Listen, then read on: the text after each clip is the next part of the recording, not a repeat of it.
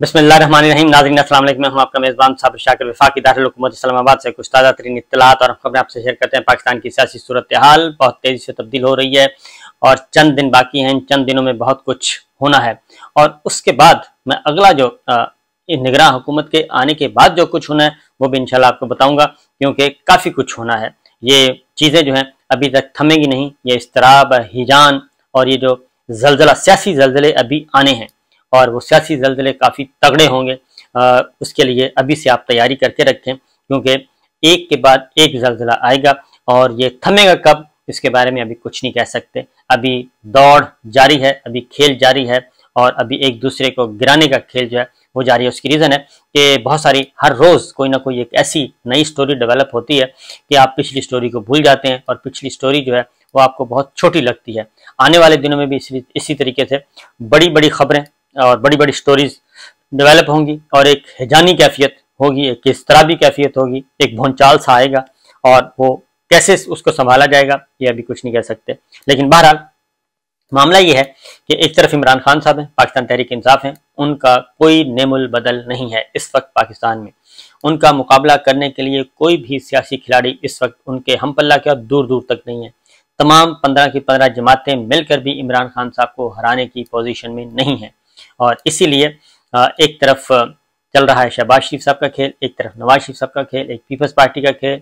ये सब अपने अपने इत्तेहादी मौलाना फजलुर रहमान साहब और पाकिस्तान तहरीक इंसाफ है, उसमें से इस्तेकाम पाकिस्तान पार्टी बन गई, फिर अलीम खान तरीन ग्रुप, चीना ग्रुप, ये बन गया, एक पंजाब में ग्रुप बन गया, एक खैबर पख्तूनख्वा में बन गया, लेकिन वो सियासी ताकत वहीं की वहीं है। अब कुछ चीज़ें सामने आ रही हैं कि शहबाज शरीफ साहब ने इन 15 महीनों में बहुत कुछ अपने लिए लॉबिंग की है और वो हर जगह पहुंच जाते हैं, बिन बुलाए पहुंच जाते हैं, खासतौर पे बैरूनी दौरों पे। पाकिस्तान में अभी तक आज तक किसी कोई अहम विजिट नहीं हुआ, लेकिन जनाब शहबाज शरीफ साहब ने कोई छोटा मोटा वाक़या भी हुआ तो फ़ौरन पहुंचे। यहाँ तक कि जब तुर्की में जल्जला आया तो तुर्की के तैयब अर्दवान को कहना पड़ा कि ज़रा आप ठहर जाएँ, हम मसरूफ़ हैं, और इसके बावजूद गए। मैंगो डिप्लोमेसी चलते रहे, आम खिलाते रहे लोगों को, बड़े बड़े लोगों को, जिसको मिलते थे। आपके लिए मैं आम लेके आया हूँ, आपकी बेगम के लिए भी लेके आया हूँ, आधे आपके हैं आधे बेगम के हैं, इस तरह के लतीफ़े करते रहे। लेकिन उनको एक चीज़ वो करने में कामयाब हो गए कि उन्होंने नवाज शरीफ साहब का जो पत्ता है वो साफ कर दिया। अब कुछ चीज़ें हैं मैं आपको बता देता हूँ कि 3 ममालिक खलीजी ममालिक हैं, बहुत इंपॉर्टेंट है पाकिस्तान के लिए, और पाकिस्तान उनका और पाकिस्तान के वो बहुत अच्छे दोस्त हैं, मुसीबत में वक्त काम आते हैं। सिर्फ यही नहीं कि वो काम आते हैं, बल्कि पाकिस्तान ने भी मुश्किल वक्तों में उनका बहुत साथ दिया हुआ है। उनमें सऊदी अरब है, मुत्तहिदा अरब अमारात हैं और कतर है। ये पाकिस्तान में बड़ी सरमायाकारी करना चाहते हैं और बड़ी सरमायाकारी करने के लिए एक अथॉरिटी बनाई जा रही है ताकि जो रेड टेपिज्म है और ब्यूरोक्रेसी जो रुकावटें खड़ी करती है वो ना हो। क्योंकि MBS आए थे पाकिस्तान में तो उन्होंने इमरान खान साहब के ज़माने में तो उन्होंने एक 20 अरब डॉलर की इन्वेस्टमेंट का उस वक्त इनिशियली ऐलान किया था, लेकिन कोई भी प्रोजेक्ट आगे न बढ़ सका। अब उसमें डेवलपमेंट हुई है और उसमें कुछ पेशरफ्त हुई है, और पेशरफ्त ये हुई है कि डॉक्टर अवाद असीरी हैं, पाकिस्तान में सऊदी अरब के सफ़ीर होते थे और बहुत ही सीजनड डिप्लोमेट हैं और सऊदी इस्टेब्लिशमेंट का हिस्सा हैं और बहुत करीब समझे जाते हैं। और वो PhD, उसके बाद PhD, पहले पाकिस्तान में तवील अरसे तक एम्बेसडर रहे और ख़ास तौर पे जब परवेज़ मुशर्रफ साहब के साथ जो मामला तय हुए थे नवाज शरीफ साहब के और वो जेल से निकल के सरूर पैलेस चले गए थे, तो उस वक्त वो पाकिस्तान में सफ़ीर थे, डॉक्टर अवाद अल असीरी। तो इसलिए वो पाकिस्तान की पॉलिटिक्स को भी समझते हैं और पाकिस्तान के अंदर की जो पॉलिटिक्स है, रावलपिंडी, इस्लामाबाद, इसको भी समझते हैं बहुत अच्छी तरह, तो क्योंकि वो आई विटनेस भी हैं।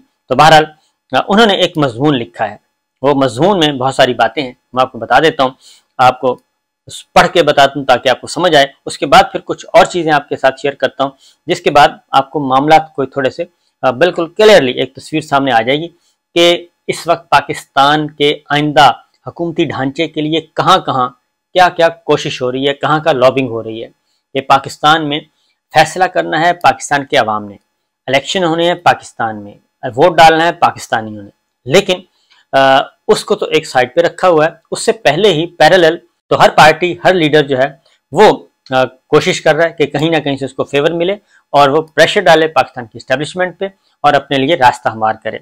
तो बहरहाल डॉक्टर अवाद अल असीरी कहते हैं कि पाकिस्तान सॉवरेन फंड ब्यूरोक्रेटिक और रेगुलेटरी दिक्कतों से पाक होगा, यानी पाकिस्तान एक सॉवरेन फंड बनाया जाएगा और पाकिस्तान सॉवरेन फंड बनाया जाएगा पाकिस्तान में, ताकि ये जो ब्यूरोक्रेटिक हर्डल्स हैं वो ना आ सकें, ये वो बता रहे हैं।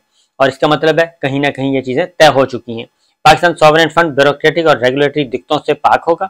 7 रियासतों के 2.3 ट्रिलियन रुपए यानी कि 8 अरब डॉलर के असासे इस फंड में मुंतकिल किए जा रहे हैं, यानी 7 रियासतों का कंसोर्शियम है, उसके 8 अरब डॉलर जो हैं वो इस फंड में मुंतकिल किए जाएंगे और हिस्से और फरोख्त के जरिए इसमें मजीद इजाफा होगा।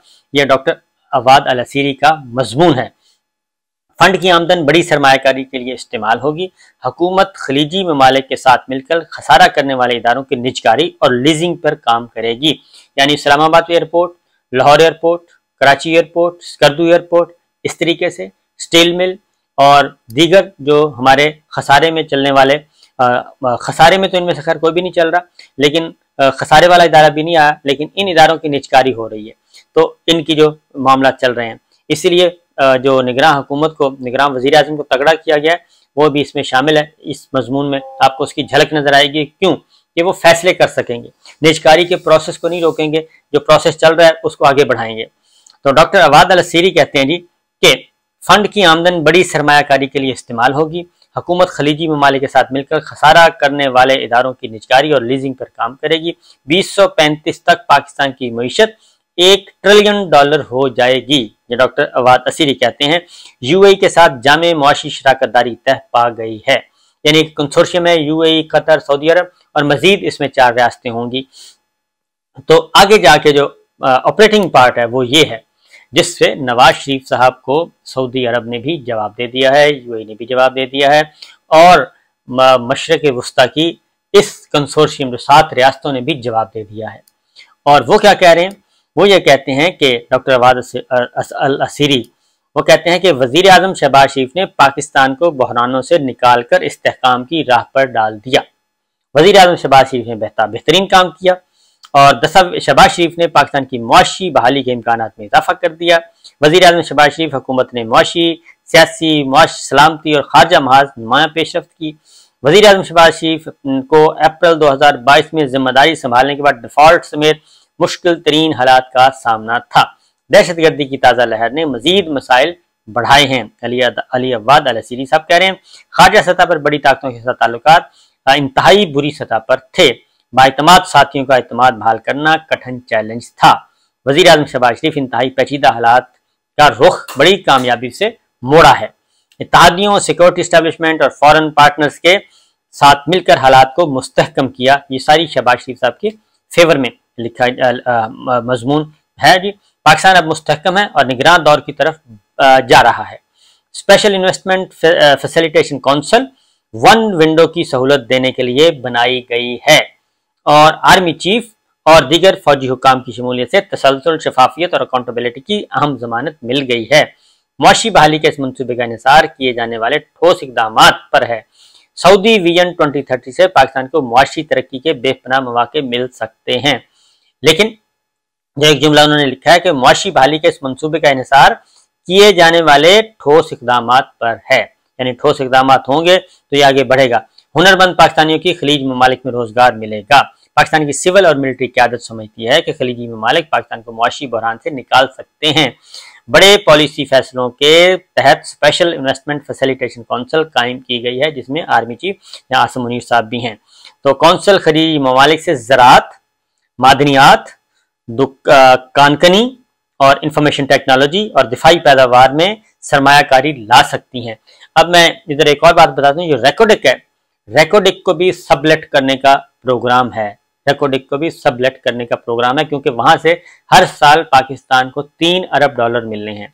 हर साल $3 अरब मिलने हैं, जिसमें बलूचिस्तान का हिस्सा होगा और 50-50 होगा और इस तरीके से। तो वहां पे भी ये 7 रियासती, जो 7 रुकनी ये कंसोर्शियम है, 7 रियासती, वो भी उसमें जाएगा। और ये जहाँ खास तौर पे उन्होंने बताया ज़राअत, मादनियात और कानकनी और इंफॉर्मेशन टेक्नोलॉजी और दिफाई पैदावार। उसके बाद ही नवंबर में आसिम मुनीर की चीफ ऑफ आर्मी स्टाफ तकर्री के बाद सियासी बहरान खत्म होना शुरू हुआ, ये अली अवाद अल असीरी का ख्याल है। 9 माह का $3 अरब का अरेंजमेंट और IMF से स्टाफ लेवल मुआहिदा हुआ। ये सारी बातें करके उन्होंने कहा कि सिविल मिलिट्री ताल्लुकात के इश्तराक अमल का दायरा मुआशी शराकतदारी तक वसी हो गया है, यानी रियासतों का, इन 7 रियासतों का और 7 रुकनी रियासतों का मुआशी सियासी इस्तेहकाम के बाद मुआशी तरक्की में सरफहरिस्त खलीजी ममालिक के साथ मुआशी पार्टनरशिप एक नई तेजी लाएगी। पाकिस्तान के गैर मुल्की ज़राए मुआवजा के ज़खायर बढ़ाने के लिए सऊदी अरब, चीन और UAE ने रियायती कर्ज दिया। IMF के मुतालबे को पूरा करने के लिए इन कर्जों को रोल ओवर कर दिया गया है। सऊदी अरब की तरफ से $2 अरब स्टेट बैंक में रखवाने के बाद IMF से डील मुमकिन हुई। डॉक्टर अवाद अल असीरी ये सब कुछ, और उन्होंने कहा कि सऊदी अरब पाकिस्तान के साथ हर मुश्किल हालात में हमेशा खड़ा रहेगा। ये डॉक्टर अवाद अल असीरी साहब का मजमून है जी, और उसमें अपनी इन्वेस्टमेंट का बता रहे हैं और शहबाज शरीफ साहब का जो पोर्शन है उसके बारे में बता रहे हैं। फिर उन्होंने कहा कि 2019 में इमरान खान साहब के दौर में उन्होंने कहा कि 2019 में वली अहद शहजादा मोहम्मद बिन सलमान ने पाकिस्तान में $20 अरब की सरमायाकारी का वादा किया था। यह सरमायाकारी तवानाई, मादनियत, कानकनी के शोबों में होना थी। तो ये वही है जो मैंने आपको बताया कि उस वक्त होना थी इमरान खान साहब के ज़माने में, लेकिन उस वक्त नहीं हो सकी। उसकी वजह यह है कि ये मेरे ज़ाती इल्म में भी है कि सऊदी अरब चाह रहा था कि इसको वन विंडो किया जाए, और वन विंडो करके ताकि जो ब्यूरोक्रेटिक हर्डल्स हैं उनको दूर किया जाए। तो ये उसी का एक तसलसल है जो डॉक्टर अवाद अल असीरी साहब ने लिखा है। $20 अरब की सरमायाकारी, जो वो वादा किया था वो अब पूरा हो रहा है। ये सरमायाकारी तो इसकी बुनियाद इमरान खान साहब ने रखी थी, लेकिन अब जो है शहबाज शरीफ साहब वो कहते हैं वो तो काबिल कबूल हैं, वो बहुत अच्छे हैं, इस सारे मजमून का मतलब ये है, लेकिन शहबाज शरीफ साहब और मरीम साहिबा नहीं है। अब एक और खबर आपको देता हूँ, ये तो मिडल ईस्ट की रियासतें जो हैं वो क्या कहती हैं और जो पाकिस्तान की ब्रदर मुल्क हैं वो क्या कह रहे हैं। अब देखें जमीयत उलमा इस्लाम मौलाना फजलुर रहमान साहब क्या कह रहे हैं। मौलाना फजलुर रहमान साहब कहते हैं, हाफिज हमदुल्ला ने गुफ्तगू की है, वो कहते हैं कि PDM ने नवाज शरीफ को शहबाज शरीफ से बेहतर वजीर आजम करार दे दिया। यानी PDM की जो है जमातें जिसमें मौलाना फजलुर रहमान साहब सर फहरिस्त हैं, वो समझती हैं कि शहबाज शरीफ साहब ज्यादा अच्छे वजीर आजम हैं नवाज शरीफ साहब की निस्बत, क्योंकि मौलाना ने नवाज शरीफ साहब के साथ भी काम किया है और PDM के सरबराह हैं। तो अब जो मौलाना फजलुर रहमान साहब ने भी शिफ्ट कर लिया है और वो भी शहबाज शरीफ साहब के साथ चल रहे हैं और नवाज शरीफ साहब को वो भी छोड़ रहे हैं, और वो भी मियाँ साहब को कह रहे हैं, बड़े मियाँ साहब को, कि अब मामलात जो हैं वो हवाले कर दें शहबाज शरीफ साहब के। मरीम साहबा को भी वो ये कह रहे हैं। उसकी रीज़न बड़ी वाज़ेह है कि नवाज शरीफ साहब का वापसी का इम्कान बहुत कम होता जा रहा है और सिस्टम ने बता दिया है कि नवाज शरीफ साहब और मरीम साहबा फिल वक्त हमें कबूल नहीं है। इसलिए शहबाज शरीफ साहब आएँ, वो संभालें उमूर पार्टी और उसके बाद इलेक्शन लड़ें, तो नवाज शरीफ साहब फिलहाल ना ही हो तो ज़्यादा अच्छा है। तो ये सिचुएशन है जी इस वक्त की, और ये आप देख लें, देखते हैं कि सारे इस प्रोसेस में पाकिस्तान के अवाम क्या फैसला करते हैं, क्योंकि ये तो है एक तरफ की स्टोरी। दूसरी जानिब इमरान खान साहब, मैं आपको बता चुका कि इमरान खान साहब मकबूल तरीन लीडर बन गए हैं और दुनिया के नंबर 1 लीडर बन गए हैं। पॉपुलैरिटी उनकी हर जगह पाई जाती है। पाकिस्तान के अवाम 70% अवाम उनके साथ खड़े हैं। उनको वो इलेक्टोरल पॉलिटिक्स में, इंतखाबी सियासत में उनको हराना नामुमकिन हो चुका है। अब इसीलिए ये कहते हैं कि इमरान खान साहब की मौजूदगी में और PTI की मौजूदगी में हमारी दाल नहीं गलने वाली, पहले आप उनको रास्ते से हटाएं। तो ये थी आपके साथ कुछ खबरें, मैंने कहा आपसे शेयर कर लूँ कि मामला जो हैं वो किस तरफ जा रहे हैं। दर पर्दा अभी बहुत कुछ हो रहा है। हनूज दिल्ली दूरस्त। इजाज़त दीजिए, अल्लाह हाफिज़।